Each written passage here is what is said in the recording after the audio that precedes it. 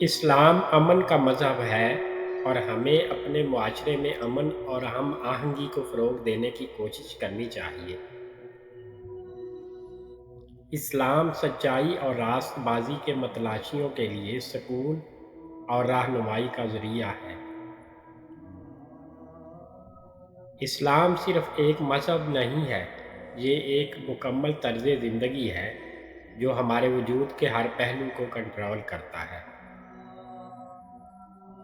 اسلام قوم پرستی کو رد نہیں کرتا۔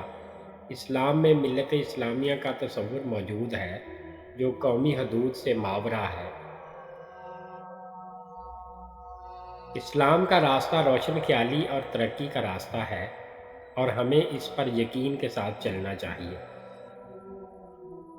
اسلام کا راستہ نیکی کا راستہ ہے اور ہمیں اپنی زندگی کے تمام پہلوؤں میں اس کو برقرار رکھنے کی کوشش کرنی چاہیے۔ اسلام کی تعلیمات ایک جہاز کی مانند ہیں۔ اگر لوگ سوار ہو جائیں تو وہ کرپشن کے سمندر میں ڈوبنے سے بچ جائیں گے۔ اسلام لوگوں کے دلوں سے خوشی کو ختم نہیں کرتا، یہ دنیا کو سمجھنے اور ہماری زندگی کو سنوارنے کے لیے رہنما ہے۔ اسلام ہمدردی اور انصاف کا مذہب ہے۔ ہمیں اپنے معاشرے میں ان اقدار کو مثالی بنانے کی کوشش کرنی چاہیے۔ اسلام ہمیں ایک منصفانہ معاشرے کے لیے جدوجہد کرنے کا درس دیتا ہے اور ہمیں اس کے حصول کے لیے انتھک محنت کرنی چاہیے۔ اسلامی انقلاب اتحاد اور عزم کی طاقت کا ثبوت تھا۔ اسلامی انقلاب تزکیہ نفس اور ہماری حقیقی اسلامی اقدار کی طرف واپسی کی دعوت ہے۔ اسلامی انقلاب کا مقصد لوگوں کو جبر اور استحصال کی زنجیروں سے نجات دلانا تھا۔ اسلامی انقلاب مسلم دنیا کی بیداری اور بااختیار بنانے کی دعوت تھی۔ اسلامی جمہوریہ اسلام اور انصاف سے ہماری وابستگی کی علامت ہے۔ اسلامی جمہوریہ ایمان کی طاقت اور عوام کی مرضی کا ثبوت ہے۔ اسلامی جمہوریہ آزادی اور انصاف کے متلاشی تمام مظلوم لوگوں کے لیے امید کی کرن ہے۔ اسلامی جمہوریہ کا مقصد ایک ایسا ماحول پیدا کرنا ہے جس میں لوگ روحانی اور مادی خوشحالی حاصل کر سکیں۔ اسلامی جمہوریہ کوئی عارضی چیز نہیں ہے، یہ اس وقت تک قائم رہنے کے لیے ہے جب تک ہم اسلام کے اصولوں پر قائم رہیں گے۔ اسلامی نظام کا سب سے اہم عنصر عدل ہے۔ امریکہ عظیم شیطان زخمی سانپ ہے۔ انصاف ایک خوشحال معاشرے کی بنیاد ہے اور ہمیں اسے ہر قیمت پر برقرار رکھنا چاہیے۔ آزادی یہ حق نہیں ہے کہ آپ اپنی مرضی کے مطابق کام کریں، یہ موقع ہے کہ وہ کریں جو صحیح ہے۔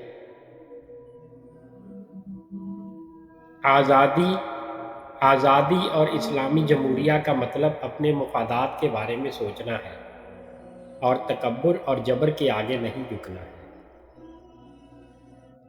جس دن ہم ایران میں اسلام کی حکمرانی قائم کر لیں گے، ہم کہہ سکیں گے کہ ہمارا انقلاب کامیاب ہے۔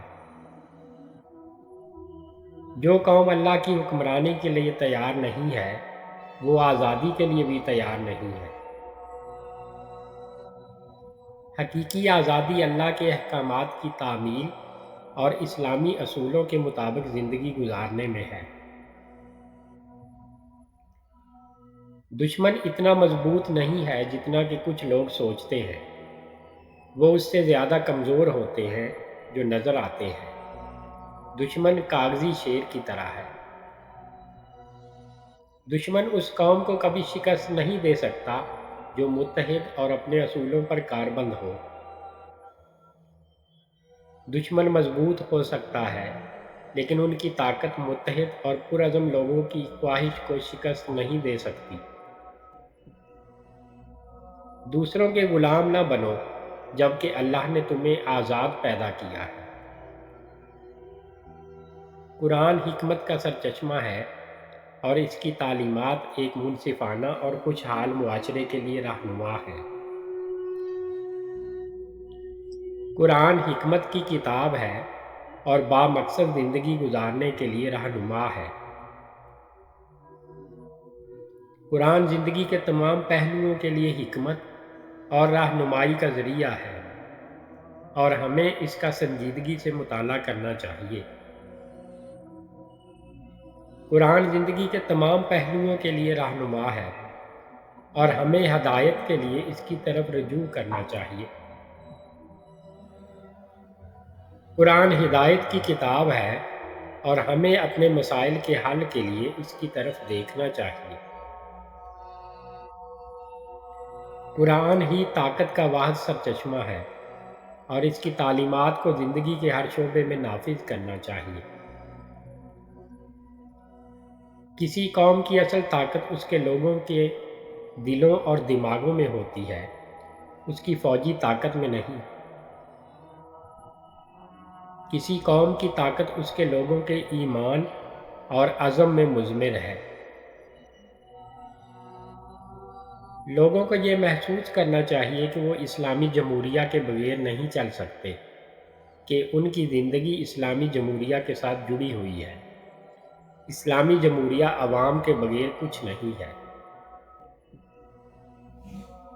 مسلمان کو کبھی بھی کسی مسلمان کو قتل نہیں کرنا چاہیے، سوائے اپنے دفاع کے یا اگر وہ مرتد ہو جائے۔ مسلمانوں کے درمیان اتحاد ہماری طاقت اور بیرونی دباؤ کے خلاف لچک کے لیے ضروری ہے۔ مشکلات کا سامنا کرتے ہوئے ہمارے ایمان کی طاقت ہمیں آگے لے جائے گی۔ مصیبت کے وقت ہمیں ہدایت اور طاقت کے لیے اللہ کی طرف رجوع کرنا چاہیے۔ نجات کا واحد راستہ مزاحمت کرنا ہے، نہ کہ ہتھیار ڈالنا۔ ہم شاہ کے خلاف زمین اور دولت کی خاطر نہیں، بلکہ انصاف اور اسلام کے احکام کو نافذ کرنے کے لیے اٹھے تھے۔ ہمارا انقلاب ایمان اور عزم کا انقلاب تھا اور یہ دنیا بھر میں دوسروں کو متاثر کرتا رہتا ہے۔ ہمارا انقلاب صرف ایران کے لیے نہیں تھا، بلکہ انصاف کے لیے جد و جہد کرنے والے تمام مظلوموں کے لیے تھا۔ ہمارا انقلاب صرف حکومت کو تبدیل کرنے کے بارے میں نہیں ہے، یہ لوگوں کے دلوں اور دماغوں کو تبدیل کرنے کے بارے میں ہے۔ ہمارا انقلاب عمل کی دعوت تھی، اسلامی اصولوں پر مبنی معاشرے کی تعمیر کی دعوت تھی۔ ہمارا انقلاب غیر ملکی تسلط اور اثر و رسوخ سے آزادی کا اعلان تھا۔ ہمارا انقلاب مظلوموں کا ظالموں کے خلاف، بھوکوں کا سیر ہونے والوں کے خلاف اور عاجزوں کا متکبروں کے خلاف انقلاب تھا۔ ہمارا انقلاب مظلوموں کی آزادی اور ایک منصفانہ معاشرے کے قیام کا مطالبہ تھا۔ ہمارا مقصد صرف حکومت کی تبدیلی نہیں، بلکہ اسلامی اصولوں پر مبنی معاشرہ قائم کرنا ہے۔ ہمارے انقلاب کا بنیادی مشن 12ویں امام مہدی کے دوبارہ ظہور کی راہ ہموار کرنا ہے۔ ہمارے قوانین اور ضابطے اکثریت کی رائے پر مبنی نہیں ہیں، ہمارے قوانین سچائی اور اقدار پر مبنی ہیں۔ ہماری جدوجہد ختم نہیں ہوئی اور انقلاب جاری ہے، ہمیں چوکنا اور ثابت قدم رہنا چاہیے۔ ہماری جدوجہد ختم نہیں ہوئی، یہ ایک منصفانہ اور خوشحال معاشرے کی تعمیر کی مسلسل کوشش ہے۔ ہمیں اپنے ایمان پر پختہ ہونا چاہیے اور اسلام سے اپنی وابستگی میں پختہ ہونا چاہیے۔ ہمیں اپنی اسلامی اقدار کو بیرونی اثرات سے بچانے کے لیے چوکنا رہنا چاہیے۔ ہمیں ایک ایسے معاشرے کی تعمیر کے لیے کوشش کرنی چاہیے جہاں انصاف کی بالادستی ہو، جہاں کمزوروں کو تحفظ حاصل ہو اور جہاں سب کے حقوق کا تحفظ ہو۔ ہمیں ظلم اور استبداد کے خلاف مزاحمت جاری رکھنی چاہیے، خواہ مشکلات کیوں نہ ہوں۔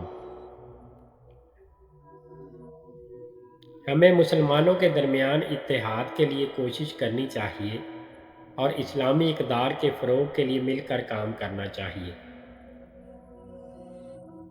ہمیں معاشرے سے ظلم اور بدعنوانی کے خاتمے اور ایک منصفانہ اور مساوی نظام قائم کرنے کی کوشش کرنی چاہیے۔ ہمیں مغربی ثقافت اور اقدار کے اثرات سے چوکنا رہنا چاہیے جو ہمارے اسلامی طرز زندگی کو خطرے میں ڈال رہے ہیں۔